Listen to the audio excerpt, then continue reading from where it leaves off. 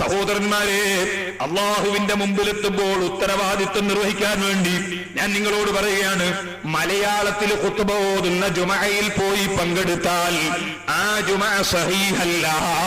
അതുകൊണ്ട് തന്നെ മലയാളത്തിൽ ഖുത്ബ ഓതുന്ന ജുമഅയിൽ പങ്കെടുക്കുന്ന വല്ല മുസ്ലിമീങ്ങളുമുണ്ടെങ്കിൽ ആഖിറത്തിൽ വെച്ച് പേരോട് ഉസ്താദ് പലപ്പോഴും പ്രസംഗിച്ചിട്ട് ഞങ്ങളോട് തുറന്നു പറഞ്ഞിട്ടില്ല എന്നൊന്നും പറയണ്ട.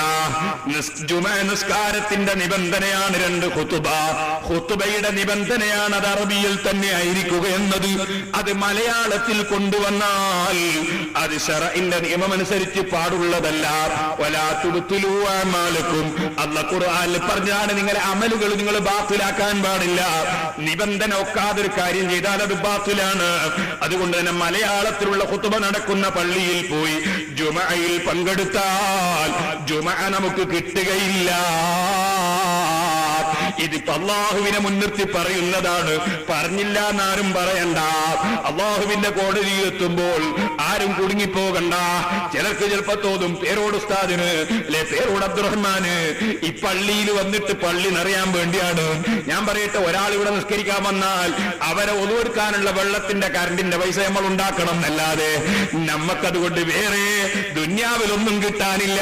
പക്ഷേ ഒരാൾ കൂടുതൽ നിസ്കരിച്ചാൽ നിസ്കരിക്കുന്ന ആൾക്ക് വേണ്ടി പള്ളി നിർമ്മിച്ച വ്യക്തിക്ക് അല്ലാഹു പ്രതിഫലം കൂടുതൽ കൊടുത്തേക്കും, അതിന് അധ്വാനിച്ചവർക്ക് അല്ലാഹു കൂടുതൽ പ്രതിഫലം കൊടുത്തേക്കും എന്നല്ലാതെ ദുന്യാവ് ഞങ്ങൾക്ക് അതുകൊണ്ടൊന്നും കിട്ടാനില്ല.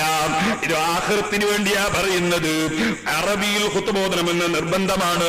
ഇനി ഞാൻ എന്റെ മാന്യ മുസ്ലിം സഹോദരന്മാരോട് പറയട്ടെ, അറബിയിലുള്ള ഖുത്ബ ഓതിയിട്ട് ജുമഅ നിസ്കരിച്ചാൽ പറ്റുകയില്ല എന്ന് ഒരു പ്രസ്ഥാനക്കാരനും ഇവിടെ വാദിക്കുന്നില്ല. അതായത് മലയാളത്തിൽ ഖുത്ബ ഓതുന്നവരോട് നിങ്ങളൊന്ന് ചോദിച്ചു നോക്ക്, അറബിയിൽ ഖുത്ബ ഓതിയാൽ അതിന് തകരാറുണ്ടോ? ആ ജുമഅക്ക് വല്ല തകരാറുണ്ടോ? അവരും പറയും അതിന് തകരാറില്ല. അതുകൊണ്ട് ആ ഹജ്ജിന് പോയാൽ മക്കയിൽ നിന്ന് അവിടുത്തെ ജുമഅയിൽ പങ്കെടുത്ത് വന്നാൽ മലയാള ഖുത്ബയിൽ പങ്കെടുക്കുന്നവർ ഒറ്റ ആളും അവരെ നിസ്കാരം മടക്കി നിസ്കരിക്കാറില്ല. മദീനത്തുനിന്ന് ജുമഅയിൽ പങ്കെടുത്തവര് അറബിയിലുള്ള ഖുത്ബയിൽ പങ്കെടുത്ത് തിരിച്ചു വന്നാൽ അവരും അവരെ ജുമഅ മാറ്റി നിസ്കരിക്കാറില്ല. ഇവിടുന്ന് തന്നെയും അവർ ഈ കുറ്റ്യാടിയിൽ നിന്ന് പുറത്തേക്ക് പോയാൽ, തലീക്കര ജുമഅക്ക് കൂടിയാൽ, കുളങ്ങരത്തായ ജുമഅക്ക് കൂടിയാൽ, അല്ലെങ്കിൽ വേറെ ഏതെങ്കിലും നാട്ടിൽ പോയി ജുമഅക്ക് കൂടിയാൽ അവരാരും ജുമഅ മാറ്റി നിസ്കരിക്കുന്നത് നമ്മൾ കാണാറില്ല. കാരണം അവർക്കും അറിയാം അറബിയിലുള്ളത് സഹീഹാണെന്ന്. ഇനി ഞാൻ നിങ്ങളോട് ചോദിക്കട്ടെ, നമ്മൾ ജുമഅ നിസ്കരിക്കുന്നത് എന്തിനാ? ദുന്യാവിൽ കാര്യം കിട്ടാനല്ലല്ലോ. ദുന്യാവിൽ കാര്യം കിട്ടാനായിരിക്കാം നമ്മൾ വണ്ടി ഓട്ടുന്നത്, അതിനുവേണ്ടിയായിരിക്കാം നമ്മൾ കൃഷി നടത്തുന്നത്, അതിനുവേണ്ടിയായിരിക്കാം നമ്മൾ വാടകയ്ക്ക് കൊടുക്കുന്നത്, അതിനുവേണ്ടിയായിരിക്കാം നമ്മൾ വാടകയ്ക്ക് വാങ്ങുന്നത്, അതിനുവേണ്ടിയായിരിക്കാം നമ്മൾ ബിൽഡിങ്ങുകൾ പലതും വാടക കൊടുക്കാൻ എടുക്കുന്നത്. അതുപോലെ തന്നെ നമ്മൾ കൃഷി ചെയ്യുന്നത് അതൊക്കെ ദുന്യാവിൽ പണം കിട്ടാൻ വേണ്ടിയാണ്.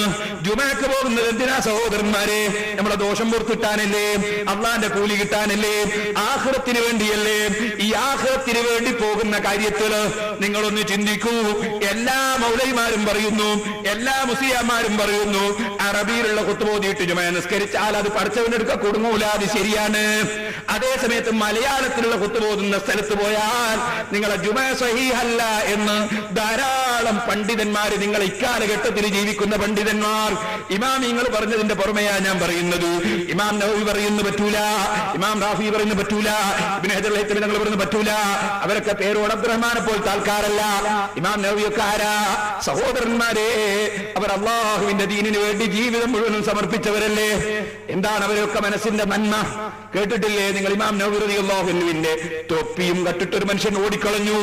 ഇമാം നവവി റളിയല്ലാഹു അൻഹുവിന്റെ തൊപ്പിയും കട്ട് ഓടിയ വിവരം നവവി ഇമാം തങ്ങൾക്ക് കിട്ടിയപ്പോ ഇമാം നവവി ചിന്തിക്കുന്ന എന്റെ തൊപ്പി പോയല്ലോ എന്നല്ല, പഠിച്ചവനെ എന്റെ തൊപ്പി കണ്ടത് കൊണ്ട് അവൻ നരകത്തിൽ കിടക്കുമല്ലോ, അവൻ എന്റെ തൊപ്പി കട്ടത് കൊണ്ട് നരകത്തിൽ കിടക്കുമല്ലോ, അവൻ പഠിച്ചവന്റെ അടുക്ക കുടുങ്ങിപ്പോകുമല്ലോ. റസൂലുള്ളാഹിന്റെ ഉമ്മത്തുകളിൽപ്പെട്ട ഒരാളും പരാജയപ്പെടാതെ വിജയിച്ച് കിട്ടണമല്ലോ. ഇമാം നവവി റളിയല്ലാഹു അൻഹു അയാൾക്ക് പൊരുത്തപ്പെട്ടു കൊടുത്തു, കട്ടകള്ളന് പൊരുത്തപ്പെട്ടു കൊടുത്തു. പൊരുത്തപ്പെട്ടു കൊടുത്തിട്ട് പിന്നെയും മനസ്സമാധാനില്ല. കാരണം ഞാൻ പൊരുത്തപ്പെട്ടു എന്ന് അയാൾ അറിയില്ലല്ലോ. അറിയാത്ത കാലത്തോളം അത് ഉപയോഗിക്കൽ അയാൾക്ക് ഹറാമല്ലേ. ആ ഹറാമെന്ന് അയാളെ രക്ഷപ്പെടുത്താൻ എന്താ വഴി? അയാളോട് ഞാൻ പൊരുത്തപ്പെട്ടു എന്നുള്ള വിവരം ഒന്ന് പറയാ. പൊരുത്തപ്പെട്ടു എന്നുള്ള വിവരം പറയാൻ വേണ്ടി കള്ളൻ ഓടുമ്പോ കള്ളന്റെ പിന്നാലെ ഇമാം നവവി റളിയല്ലാഹു അൻഹു ഓടി. എന്തിനാ ഓടുന്നത്? തൊപ്പി പിടിച്ചെടുക്കാനല്ല, പൊരുത്തപ്പെട്ടു എന്നുള്ള വിവരം പറയാനാ. എന്തിനാ പൊരുത്തപ്പെട്ടു എന്ന് പറയുന്നത്? അയാൾക്കത് ഉപയോഗിക്കല് ഹലാലാകാനാ. സുബ്ഹാനല്ലാഹ്, എന്തൊരു നല്ല മനസ്സ്. നബവി ഇമാം റളിയല്ലാഹു അൻഹു ഓടി ഓടി കള്ളന്റെ സമീപത്തെത്തിയപ്പോ ശബ്ദം കേട്ടിട്ട് കള്ളൻ തിരിഞ്ഞു നോക്കുമ്പോ അതാ ഉടമസ്ഥൻ ഓടി വരുന്നു.